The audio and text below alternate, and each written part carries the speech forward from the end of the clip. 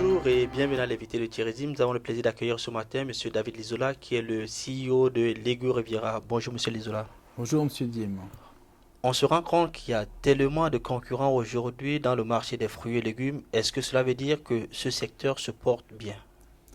Oui, effectivement, notre secteur se porte bien grâce à tout ce qui se passe au niveau de la promotion de manger, bien manger, quoi, au niveau de l'alimentation, de la nutrition. Aujourd'hui, manger 5 fruits et légumes par jour, il y a partout de la promotion à ce niveau-là, donc c'est clair que ça va dans notre sens. On n'a jamais été, on va dire, secoué par des scandales au niveau comme peut-être la viande, la volaille, au niveau du poisson. Donc aujourd'hui, c'est clair aussi, les gens font plus attention avec tout ce qui est ces cartes wellness, ces cartes bien-être. Comme je vous disais, au niveau aussi, par exemple dans un hôtel, la plupart avant ils mettaient peut-être des chocolats, d'autres choses. Aujourd'hui, ils mettent plutôt un panier de fruits. Donc tous les gens sont beaucoup plus sensibilisés à leur nutrition. Et tout ça, effectivement, ça a été dans notre sens. Et puis ça fait que des ventes de fruits et légumes ont augmenté, on va dire, ces dernières années, quoi. Par contre, l'impression que le consommateur a toujours est qu'il est toujours lésé dans la partie. D'un côté, c'est le producteur qui se plaint, de l'autre côté, le consommateur se plaint. Est-ce que c'est vous qui vous faites tout l'argent? Non, alors aujourd'hui, je pense qu'il faut faire la différence entre le grossiste et puis après le grand distributeur. Le grossiste, c'est celui qui fait l'intermédiaire entre le producteur et soit le grand distributeur ou le professionnel de la restauration. Et donc, je veux dire, nous, on n'est pas contre. Après, je n'ai pas à moi de juger ce que les grands distributeurs font au niveau des marges, etc. C'est qu'aujourd'hui, je pense qu'il y a tout un produit à un prix. Mais à la base, il y a une qualité, il y a un producteur. Donc aujourd'hui, on a poussé à vouloir produire de la masse pour pouvoir faire des prix, etc. Mais après, je pense que moi, toujours, la mauvaise qualité est toujours trop chère, si je dois répondre à la question, quoi.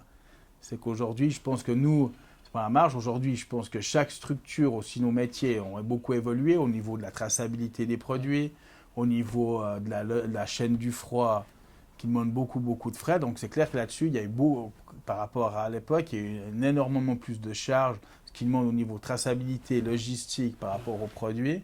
Donc les gens peut-être se sentent que c'est plus cher, mais je pense que si vous prenez les prix il y a 20 ans, ils ne sont pas beaucoup plus chers, avec des charges qui sont quand même beaucoup plus élevées qu'à l'époque. Est-ce que quelque part aussi, c'est pas il ne doit pas y avoir une certaine prise de conscience de la part de la population de savoir que pour avoir un produit de bonne qualité, ils doivent également mettre le prix qui va avec. Ah oui, tout à fait. Moi, je pense que je suis un défendeur que les gens soient sensibilisés vraiment à, à mettre un prix parce que derrière, il y a du travail, il y a un producteur. Et aujourd'hui, ce qu'il fait, c'est que des dépenses moyennes des ménages qui se fait en Suisse par rapport à la nourriture, à l'alimentation, a complètement baissé. Aujourd'hui, le budget pour la télécommunication, on va dire iPhone, etc., est plus élevé. Les gens vont plus dire, voilà, aujourd'hui, je vais m'acheter une application à 25 francs, mais par contre, je vais regarder les 20 centimes sur le prix de carottes, quoi. Le prix du kilo de carottes. Aujourd'hui, aujourd'hui, il y a un prix à la base. Si le producteur il travaille de manière bien, qui fait comme il faut son travail, et puis après, tout le monde prend sa marge, tout le monde vient gagner sa vie. Mais aujourd'hui, si le consommateur n'est pas prêt à payer un prix, chacun va vouloir diminuer les coûts, et puis au bout d'un moment, dans le milieu de la chaîne, il y a quelqu'un qui perd, quoi. Alors, soit c'est le producteur qui perd parce qu'il est payé mal par rapport au travail qu'il fait, soit ça doit être le grossier, soit l'intermédiaire, pour finir, il va tricher ou quoi que ce soit sur ce qu'il va faire, ou il va pouvoir essayer de réduire la qualité ou baisser le service. Et puis au bout d'un moment, il y en a un qui perd. Aujourd'hui, je pense qu'aujourd'hui, les gens, il faut qu'ils prennent conscience que c'est un produit qui est encore naturel, c'est un produit de la terre.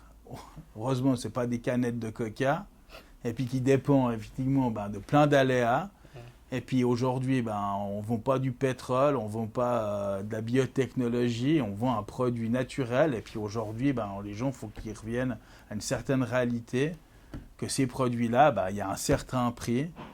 Et puis il faut le payer parce que c'est toute la chaîne qui en bénéficie. Et puis c'est même, je pense, au niveau pour le futur, de garder notre propre agriculture. Et puis que des gens veulent continuer à faire ce métier-là en travaillant comme il faut et puis de manière saine, c'est aussi le but que les gens soient réalistes et puis paye le prix de ce qu'il faut au niveau du produit, quoi. Est-ce que ça ne reflète pas quelque part, en fait, toute l'économie suisse? C'est-à-dire, aujourd'hui, pour que l'économie puisse aller de l'avant, on va être quand même obligé de mettre beaucoup plus d'accent sur la qualité.